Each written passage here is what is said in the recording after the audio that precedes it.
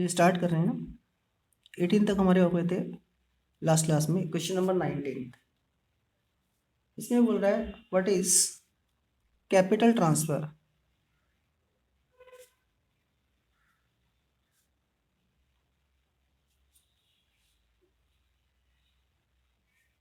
To rest of the world.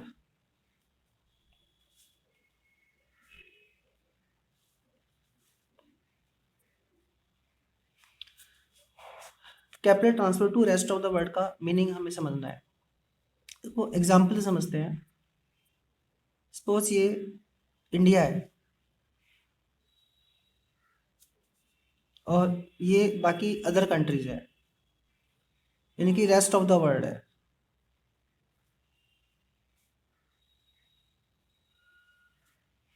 और rest of the world से India को investment purpose के लिए ट्रांसफर्स मिलते हैं ना। इन्वेस्टमेंट के लिए ट्रांसफर्स रिसीव हुए फॉर इन्वेस्टमेंट पर्पस।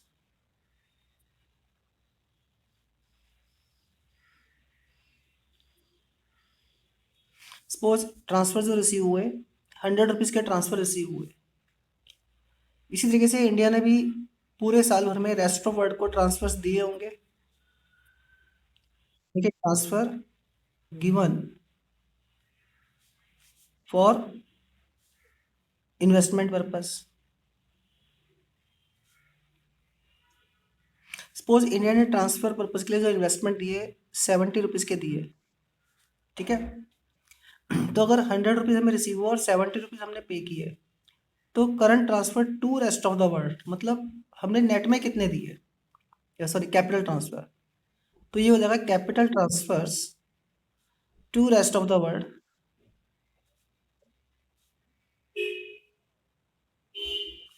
ये हो जाएगा capital transfer to rest of the world निकालना है ना हमें। तो कैपिटल ट्रांसफर गिवन कितने हैं माइनस रिसीव कितने हैं। Capital transfer to rest of the world given minus capital transfer from rest of the world received. कितना हो जाएगा इस एग्जाम्पल के अकॉर्डिंगली। हमने दिए हैं 70 रुपीज़ के और रिसीव हुआ है हमें 100 रुपीज़ का, तो ये हो गया -30। मतलब sorry net capital transfer to rest of the world. इसे हमने तीनों क्वेश्चंस कर लिए। मतलब capital transfer to rest of the world मतलब जो हमने गिवन है, capital transfer from rest of the world जो हमें रिसीव हुए, और net capital transfer to rest of the world means जितना हमने दिया माइनस जितना कैपिटल ट्रांसफर हमें रिसीव हुआ। ठीक है, नेक्स्ट क्वेश्चन कर रहे हैं 20। देखो जो ट्रांसफर होता है ना,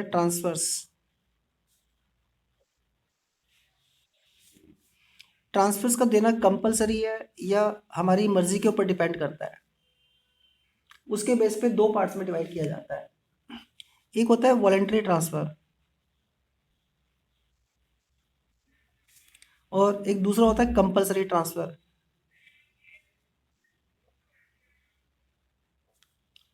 वॉलेंटरी ट्रांसफर का मतलब ऐसे ट्रांसफर से होता है जो हमारी मर्जी पे डिपेंड करता है। हम चाहे तो दे और चाहे तो हम ना दे, हमें कोई कंपल्शन नहीं है।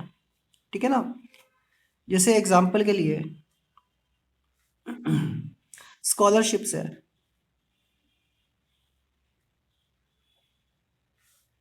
बच्चों को स्कॉलरशिप्स मिलती है तो कोई कंपलसरी तो नहीं है ना कि स्कूल वाले देंगे ही देंगे, उनकी मर्जी पे डिपेंड करता है दे या ना दे। फिर गिफ्ट्स है, गिफ्ट्स का देना क्या कंपलसरी है? आपकी मर्जी है, आप गिफ्ट दो या ना दो। ठीक है। फिर ओल्ड एज पेंशन है, गवर्नमेंट देती है, आप जानते हो। तो गवर्नमेंट के ऊपर कोई कंपल्शन नहीं है, गवर्नमेंट चाहे तो दे चाहे तो ना दे, ये गवर्नमेंट की मर्जी है। समझ गए। दूसरा होता है कंपलसरी ट्रांसफर। कंपलसरी ट्रांसफर का मतलब उन ट्रांसफर से होता है जिनका पेमेंट किया जाना कंपलसरी होता है। ये ऐसा नहीं कि हमारी मर्जी पे डिपेंड करेगा कि हम दें या ना दें। ये लीगल ऑब्लिगेशंस होती है। जैसे एग्जांपल के लिए पब्लिक गवर्नमेंट को इनकम टैक्स पे करती है ना। अब जो इनकम टैक्स पे किया बदले में तो गवर्नमेंट ने कुछ नहीं दिया, तो ये भी एक तरीके से ट्रांसफर है, लेकिन ये कंपलसरी है पे किया जाना as per rules of the country. ठीक है। या हाउस टैक्स पे किया गवर्नमेंट को, तो इसकी पेमेंट करना कंपलसरी है ये भी ट्रांसफर, इसके बदले में कुछ मिल को ही रहा है। एक और एग्जांपल, जीएसटी पे किया हमने, कोई सामान खरीदा और उसके ऊपर जीएसटी लग गया। जैसे सपोज आपने एयर कंडीशनर खरीदा, तो दुकान वाले भैया ने कहा कि भाई एयर कंडीशनर 40,000 रुपीज़ का है, लेकिन 10,000 रुपीज़ जीएसटी लगेगा इस पे, तो आप 50,000 पे करोगे। तो जो 50,000 पे किया उसमें से 40,000 तो एयर कंडीशनर के प्राइस है, वो तो आपको एयर कंडीशनर मिल गया। बाकी जो 10,000 रुपीज़ आपने जीएसटी का पे किया गवर्नमेंट को, ये तो आपको पे करना कंपलसरी है, इसके बदले में कुछ नहीं मिल रहा। तो ये क्या हो गया, एक कंपलसरी ट्रांसफर। क्लियर है। मैं आंसर निकाल रहा हूँ, आप इतना नोट कर लो, फिर आगे बढ़ते हैं। ये पेज ध्यान ध्यान से रीड कर लीजिए। Capital transfer to rest of the world, voluntary transfer and compulsory transfer.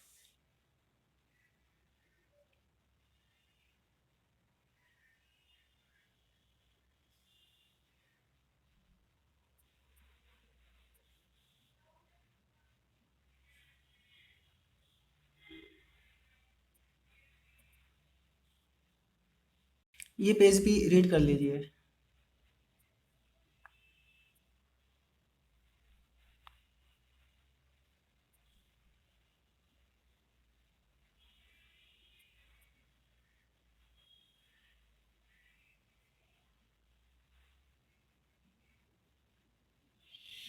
आगे कर रहे हैं।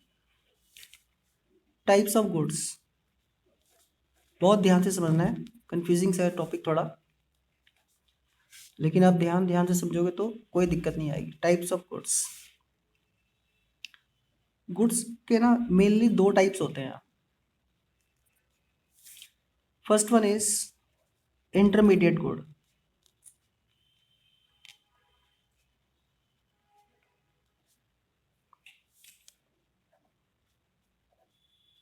And second is final good. अब इंटरमीडिएट गुड्स का क्या मतलब होता है, इसमें भी दो तरह के गुड्स आते हैं इंटरमीडिएट गुड्स में। एक तो वो आ जाएगा वो सारे गुड्स जो फर्दर प्रोडक्शन के लिए यूज किए जाते हैं, means goods used for further production.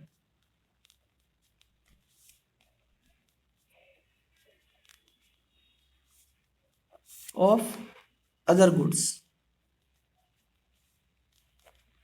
मतलब वो गुड्स जो दूसरे गुड्स के प्रोडक्शन में यूज किए जाते हैं। एग्जाम्पल के लिए सपोज हमें बिस्किट्स बनाने हैं, तो बिस्किट्स बनाने के लिए जो हमें रॉ मटेरियल चाहिए, फ्लोर, सॉल्ट, मिल्क एक्सेट्रा, वो सारे के सारे क्या हो जाएंगे, इंटरमीडिएट गुड्स। ठीक है, मतलब इसमें एग्जाम्पल के लिए आ गया कोई भी रॉ मटेरियल। समझ में आ गई बेटा बात। दूसरा आता है वो goods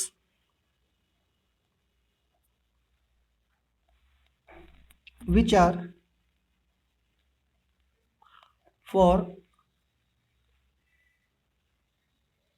the purpose of sale, मतलब वो गुड्स जो सेल्स के लिए हैं। एग्जाम्पल के लिए अगर हम किसी शॉप में जाएं या शोरूम में जाएं, तो हम देखते हैं वहाँ पे बहुत सारा सामान रखा हुआ है बेचने के लिए। तो वो सारा सामान जो बेचने के लिए रखा हुआ है वो भी क्या है, इंटरमीडिएट गुड्स है। बात समझ में आ गई। यानी कि इंटरमीडिएट गुड्स में वो गुड्स आए जो फर्दर प्रोडक्शन के लिए यूज होंगे या फिर सेल पर्पज के लिए यूज किए जाएंगे। क्लियर है बेटा। अच्छा, इसके बाद आता है फाइनल गुड्स। अब फाइनल गुड्स कौन से होते हैं, फाइनल गुड्स की भी दो कैटेगरी होती है। एक तो होता है कंजम्पशन गुड्स।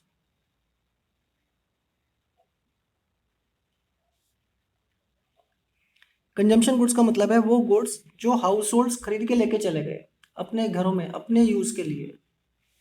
जैसे एग्जांपल के लिए हाउस होल्ड्स बहुत सारी चीज़ें परचेज करते हैं। जैसे हाउस होल्ड्स ने फूड परचेज करा, मिल्क परचेज करा, फर्नीचर परचेज करा, car, air conditioner, television set purchase करा, है ना, अपने यूज़ के लिए। तो सारा क्या है, कंजम्पशन गुड्स। क्लियर। दूसरा फाइनल गुड्स में आता है इन्वेस्टमेंट गुड्स।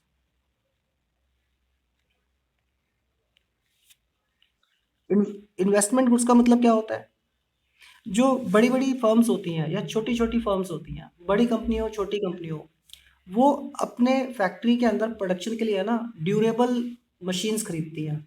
ड्यूरेबल, ड्यूरेबल का मतलब होता है जो लॉन्ग टर्म तक चलने वाली होती है।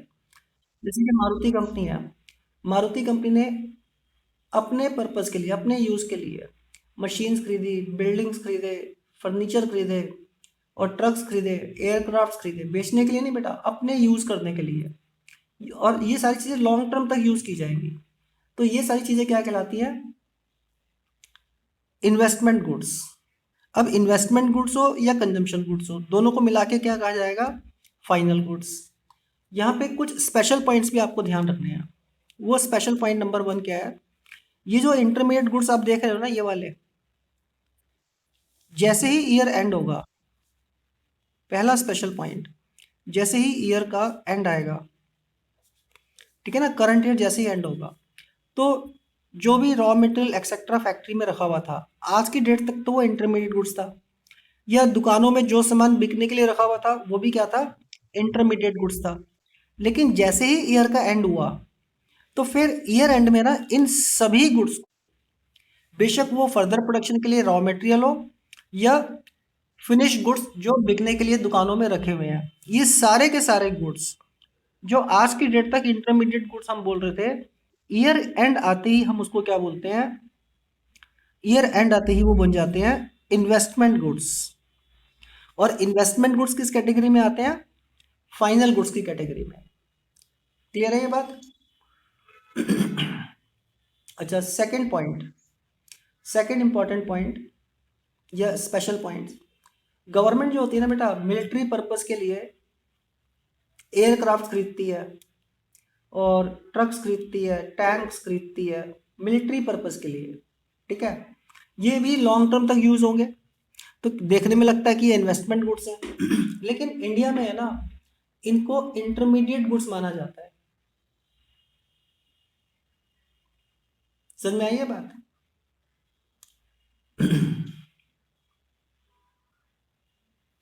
अच्छा, हम कुछ एग्जाम्पल से समझते हैं। आप मुझे बताना वो इंटरमीडिएट गुड्स है या फाइनल गुड है। क्लासीफाई द फॉलोइंग, चलिए, classify the following into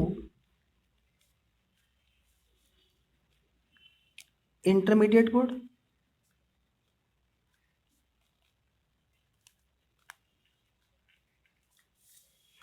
consumer good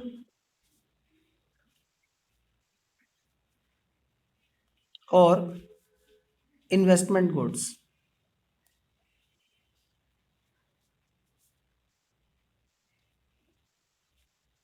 कुछ नाम मैं यहाँ पे दे रहा हूँ। पहला नाम, ब्रेड परचेज्ड बाय अ टी शॉप। टी शॉप ने ब्रेड परचेज करी, तो किस लिए परचेज करी उसने, बताओ। बेचने के लिए करी ना उसने, बेचने के लिए। तो बेचने के लिए करी तो फिर क्या हो जाएगा वो, इंटरमीडिएट गुड, ठीक है। तो it is intermediate good. Second example, bread purchased bye house hold. हाँ, फैमिली ने परचेज किया है, तो फैमिली ने तो कंजम्पशन के लिए किया है, तो फिर ये हो जाएगा कंजम्पशन गुड। तीसरा ब्रेड विद सेलर्स। सेलर्स दुकानों में ब्रेड रखी हुई है तो भी तो बिकने के लिए रखी हुई है ना, तो कौन सा हो गया? Intermediate goods. ठीक है। फोर्थ एग्जांपल, फोर्थ एग्जांपल है कार परचेज्ड बाय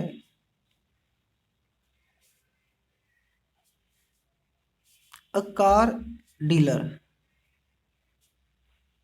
एक कार डीलर ने कार खरीदी है तो किस लिए खरीदी है उसने? उसे तो बेचने के लिए खरीदी है ना कार, क्योंकि वो कार में डील करता है। कार बेचने का बिजनेस है तो बेचने से पहले खरीदना भी पड़ेगा। तो जो कार उसने खरीदी किस लिए खरीदी? बेचने के लिए, तो वो इंटरमीडिएट गुड है। Fifth, car purchased bye a house hold. तो हाउस होल्ड इसलिए ली, अपने यूज के लिए, अपने यूज के लिए लिया तो वो क्या हो जाएगा? Consumption good. हाउस होल्ड कभी भी इन्वेस्टमेंट नहीं करता, इन्वेस्टमेंट तो कंपनीज करती है, तो वो कंजम्पशन गुड हो गया। हाँ, अगर मैं इसी में बोल दूं car purchased bye a company,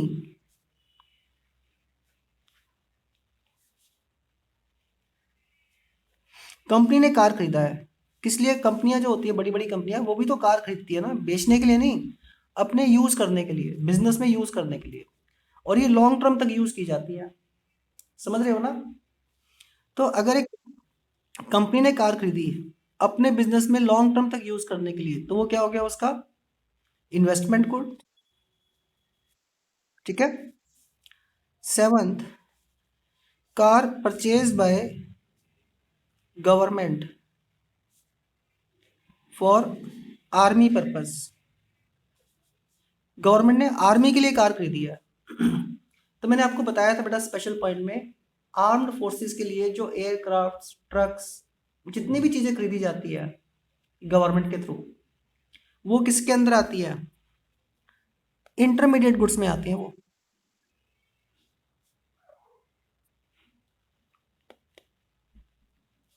intermediate goods.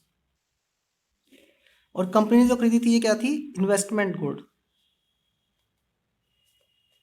और कार डीलर ने जो खरीदी थी कार वो क्या था? Intermediate good. और ब्रेड जो सेलर ने परचेज करी वो इंटरमीडिएट गुड। और शॉपकीपर ने जो ब्रेड खरीदी थी वो भी इंटरमीडिएट गुड। ठीक है, क्लियर है बेटा? Eighth point, mobiles purchased bye अ मोबाइल डीलर। मोबाइल डीलर ने मोबाइल खरीदे तो किस लिए खरीदेंगे उसने? बेचने के लिए, है ना? और बेचने के लिए जो सामान खरीदा वो क्या है? Intermediate good. अच्छा, ninth point, mobiles left unsold with mobile dealer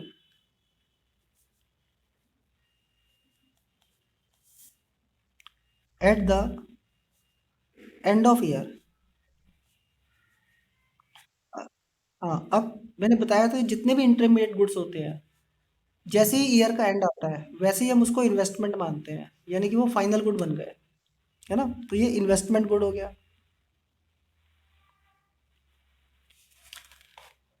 clear है ये बात? आप इसे नोट कर लीजिए, फिर आगे बढ़ते हैं।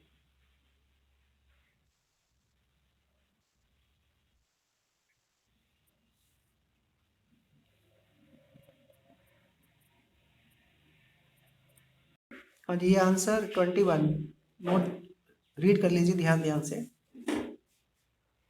What are final goods?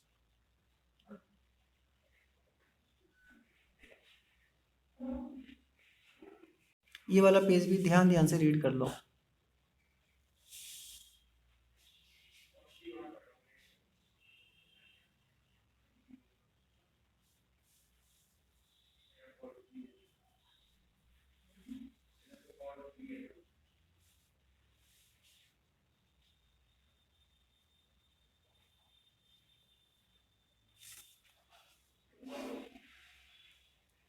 ये पेज भी ध्यान ध्यान से रीड कर लो।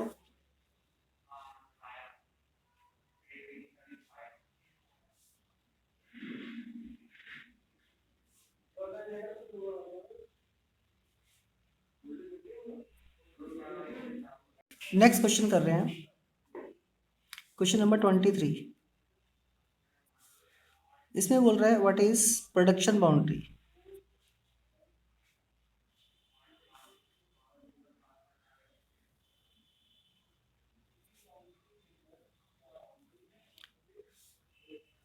इसको एक एग्जांपल से समझते हैं। सपोज ये इंडिया है और इस कंट्री के अंदर जो प्रोड्यूसर्स हैं पूरे कंट्री के अंदर बिखरे हुए हैं, मीन्स स्कैटर्ड है ना। ऐसा तो नहीं कि केवल एक जगह प्रोड्यूसर्स हैं, पूरे कंट्री में स्कैटर्ड है। और जो कंज्यूमर्स हैं वो भी पूरे कंट्री के अंदर बिखरे हुए हैं, मतलब वो भी स्कैटर्ड है ना। अब आप सोचो, हम एक ऐसी लाइन ड्रॉ करना चाहते हैं जिससे इस कंट्री के दो पार्ट हो जाए और एक पार्ट में प्रोड्यूसर्स बचे और दूसरे पार्ट्स में कंज्यूमर बचे। तो बेटा ऐसी लाइन एक्चुअल में ड्रॉ करना पॉसिबल नहीं है, क्योंकि प्रोड्यूसर्स और कंज्यूमर सब बिखरे हुए हैं, मिक्सअप है, ठीक है। लेकिन हम बेटा सोच तो सकते हैं ना अपने मन में।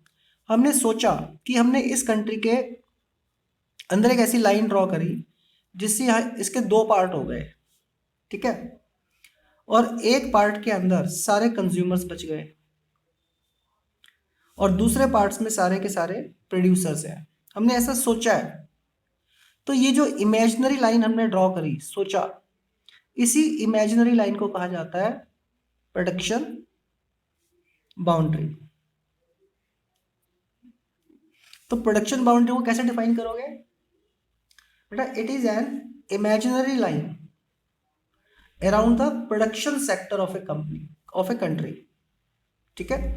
अच्छा, इस प्रोडक्शन बाउंड्री का रेलिवेंस क्या है, हम इसको क्यों स्टडी करते हैं, उसका एक रीजन है। देखो, जब तक गुड्स इस लाइन के अंदर है ना, इसका मतलब क्या है कि वो या तो फर्दर प्रोडक्शन के लिए यूज हो रहे हैं या फिर सेल होने के लिए अवेलेबल है। तो जब तक गुड्स इस लाइन के अंदर है, यानी कि प्रोडक्शन बाउंड्री के अंदर है, तब तक हम उनको बोलते हैं इंटरमीडिएट गुड्स, ठीक है। लेकिन जैसे ही गुड्स इस लाइन को क्रॉस करके यहाँ पे आ जाएंगे कंज्यूमर्स के पास, तो फिर वो कौन से बन जाएंगे? फाइनल गुड्स, ठीक है। लेकिन यहाँ पे है ना एक स्पेशल पॉइंट है। वो स्पेशल पॉइंट क्या है? जैसे कि हमने पढ़ा, जब तक गुड्स प्रोडक्शन बाउंड्री के अंदर है तो वो इंटरमीडिएट गुड्स हैं। क्यों? क्योंकि प्रोडक्शन बाउंड्री के अंदर होने का मतलब या तो फर्दर प्रोसेस होगा उनमें और या फिर सेल के लिए अवेलेबल है। लेकिन जैसे ही ईयर एंड होगा और गुड्स बेशक इस बाउंड्री के अंदर ही हों, तो आप अभी अभी पढ़ा था आपने, ईयर एंड में जितने भी गुड्स प्रोड्यूसर्स के पास होते हैं उनको क्या मान लिया जाता है ईयर एंड होते ही? इन्वेस्टमेंट। और इन्वेस्टमेंट हमारे इकोनॉमिक्स के पॉइंट ऑफ व्यू से फाइनल गुड माना जाता है। क्लियर? यानी कि कहने का मतलब ये है, ड्यूरिंग द ईयर जितने भी गुड्स प्रोडक्शन बाउंड्री के अंदर है वो इंटरमीडिएट गुड्स हैं। लेकिन जैसे ही ईयर एंड होगा, जो गुड्स बच गए इस बाउंड्री के अंदर वो फाइनल गुड्स मींस इन्वेस्टमेंट है। क्लियर? ये क्वेश्चन नंबर 23 हमने किया है, आप इसको ध्यान ध्यान से रीड भी कर लो।